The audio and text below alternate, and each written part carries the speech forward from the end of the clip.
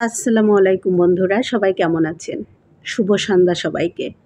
চলে আসলাম বড় একটা ভিডিও নিয়ে, যদিও তেমন গুরুত্বপূর্ণ কোনো ভিডিও না, তারপরেও ভিডিওটা একটু বড়। প্রথমেই বিকালবেলা ছাদে এসে আসলাম আমার এই পুনে মানে যে 12 মাসে আম গাছটা, ওই আম গাছের কাছে। দেখে হঠাৎ খুব ভালো লাগলো যে এত সুন্দর করে আবার নতুন করে অনেকগুলো মুকুল এসেছে আম গাছে। আর এপাশে দেখুন আম তো আছেই, আর পাকা আম তো তুলে নিয়েছি, আপনারা দেখেছিলেন। আর এই যে দেখুন প্রত্যেকটা ডালের মাথায় মাথায় কিন্তু মুকুল এসেছে আমের।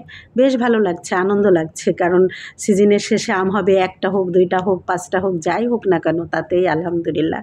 তারপরে আম গাছের কাছ থেকে চলে আসলাম একটু অন্য পাশে।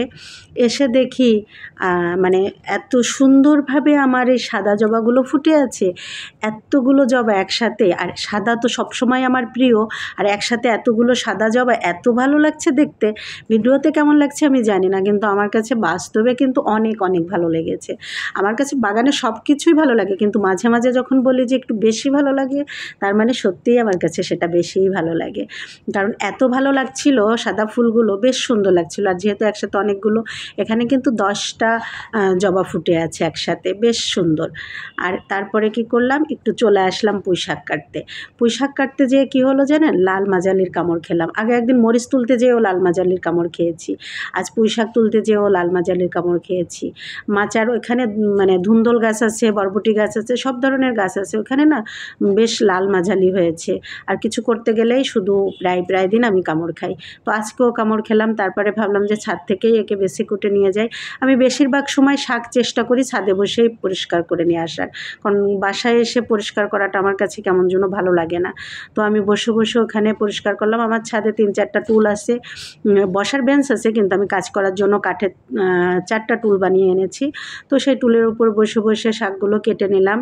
আর ডালা নিয়ে গিয়েছিলাম বাসার থেকেই, কারণ আমি জানতাম যে আমি পুঁইশাক কাটবো, পুঁইশাক রান্না করব কালকে, এজন্য কালকের জন্য আজকে বেছে কেটে রেখে দেবো। কালকে তাহলে রান্না করতে আর কিন্তু কোনো ঝামেলা হবে না। আর আমরা কিন্তু পুঁইশাক বা যে কোনো শাক হাতে কাটি, আমরা ডাঁটাগুলো হয়তো বটি দিয়ে কাটি বা ছুরি দিয়ে কাটি, কিন্তু ওই যে পুঁইশাকের যে পাতা, লার যে পাতা, এগুলো কিন্তু, তারপর সবুজ শাক, এগুলো আমরা হাতে কাটি। কারণ আমার মার কাছ থেকে ছোটোবেলা থেকে শুনে এসেছি যে বটি দিয়ে কাটলে শাকের স্বাদ মানে টেস্ট নষ্ট হয়ে যায়, হাত দিয়ে কাটলে টেস্ট বেশি থাকে।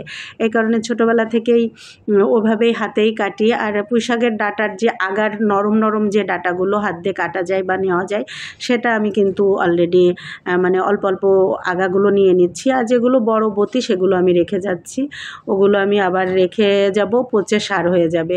আমি সব তরিতরকারির খোসা, ডিমের খোসা, আমি কিন্তু কোনো কিছুই ফেলি না, সব কিন্তু আমার ছাদের বাগানের হাউজের মাটিতে, ড্রামের মাটিতে ব্যবহার করি। এবং আমি নতুন যেহেতু আঙুরের জন্য একটা হাউজ করেছি, এখনও মাটি ভরা হয়নি, তো আমি হাবিজাবি যা পাচ্ছি সব নিয়ে ওখানেই দিচ্ছি। আর এই যে পুঁইশাকগুলো দেখছেন কাটা হয়ে গিয়েছে, আগামীকাল এগুলো রান্না করা হবে। ইলিশ মাছ আছে অল্প, বেশি নেই, তাই দিয়েই রান্না করা হবে।